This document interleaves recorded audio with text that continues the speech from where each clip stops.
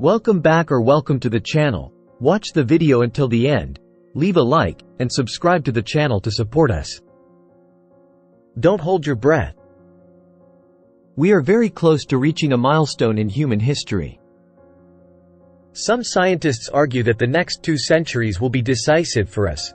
Will we remain a mediocre Type 0 civilization? Or will we launch ourselves towards the stars as the superior beings we believe we are? If you don't know what a Type 0 civilization is, let me explain. As our species becomes more numerous and intelligent, our energy needs skyrocket. And it's not just because we all want to keep our hairdryers running, but also because all of our sophisticated machines need energy. Our transportation means, factories, and communication tools. The Kardashev scale is useful for measuring how advanced a civilization is based on how much energy it has at its disposal. So far, according to most specialists, there are 7 theoretical levels at which a civilization can be. Some scientists have estimated that humans are at a mere level of 0.72. We are not even a Type 1 yet. The scale was invented by a scientist named Nikolai Kardashev in 1964. He created it to help search for life in space through the signals it might emit. His scale has 3 main levels that show the amount of energy a civilization has access to. Over the years, other scientists have added many more levels, which are even more advanced. This scale not only shows access to energy but also how much knowledge a civilization possesses. A Type 1 designation occurs when a species can harness and store all the energy of a nearby star to power its growing population. This means we would have to increase our energy production by 100,000 times to reach this status. Some scientists say we could reach Type 1 in 100 or 200 years. But to do so, we would have to exploit all the energy on Earth. It sounds incredible, but, compared to what advanced societies with higher classifications can do, this is just a basic level of control. The next level of civilization is defined as Type 2. These civilizations manage to control the entire nearest star and use all its energy. One way we might be able to do this one day is by building something called a Dyson sphere. I'll spare you the technical details, but it's like a gigantic sphere around a star that collects all its energy and beams it back to the home planet. With this amount of energy, nothing in science could destroy a Type 2 civilization. If humans became a Type 2 civilization and an object as large as a moon were headed towards Earth, we could vaporize it or even move Jupiter to block it. Type 3 civilizations become masters in using energy and can travel through the galaxy. Humans evolving into this type might look very different from us, like machines with both biological and robotic parts. They might even look down on normal humans. Who knows? It's unlikely you'll become friends with a Type 3 person, is what I'm saying. These humans might also have robot colonies capable of replicating and spreading through the galaxy. However, there are limits to their travel because of the laws of physics, or at least the ones we know of today. Unless they invent a new way to travel faster than light or teleport, possibilities that are currently only theoretical.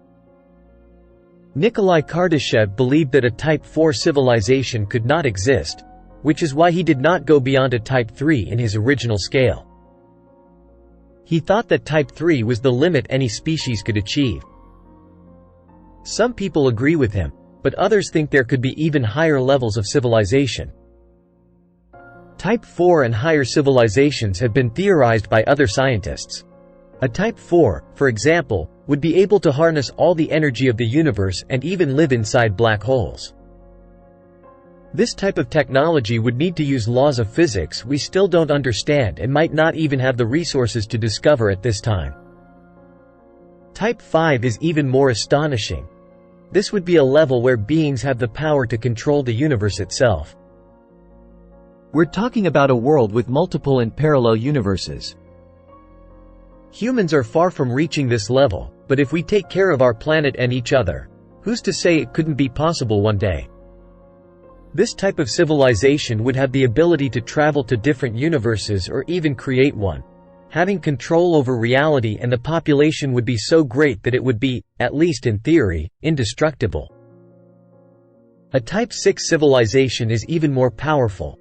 They would have the means not only to create and travel to other universes but also to control the fundamental rules of operation of the same. Many different universes would exist at the same time, and they could influence all the laws of physics as we know them, existing also in many different versions of space and time, with different pasts and futures. A civilization that is categorized as Type 7, or KE7, is capable of traveling and controlling the entire omniverse. The omniverse refers to every universe, dimension, and reality in existence. It's thought that this level of power would come from an individual rather than a civilization, as the civilization would have merged into an entity that is omniscient, omnipotent, and omnipresent. Okay, let's slow down a bit. Before we reach all these incredible levels, we need to at least become a level 1, right? At the moment, humans are not advanced enough to be considered a Type 1 civilization because we only use some sources of energy like wood, coal, and oil. But there are many other sources out there that we haven't yet discovered or utilized. We should rely exclusively on renewable sources like wind, sun, and water for our energy needs. This energy would be so accessible that you might not have to pay for your electricity bill in a Type 1 civilization. Energy would be as essential as air. One strategy could be to turn natural disasters into something positive. For instance, we could use tsunamis to produce electricity. We could depend less on construction work and use earthquakes to help us shape the terrain. By controlling the planet's energy sources, we could also control the climate. For example, if a certain area was going through a period of drought, we could simply send rain clouds to bring it back to life. If we became a Type 1 civilization, we might be able to balance the amount of carbon in the atmosphere and end up controlling our planet's temperature. This means that natural disasters would become easier to predict and less damaging.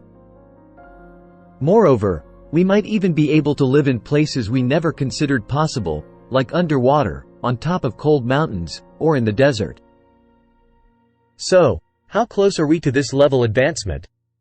A recent study looked into the different ways we obtain energy, such as from fossil fuels and renewable sources.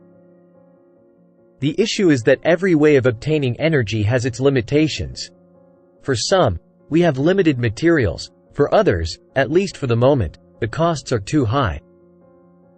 So, the team behind this study took a cautious approach to make precise calculations and found out that we can reach a high level of energy. But this won't happen until the year 2371.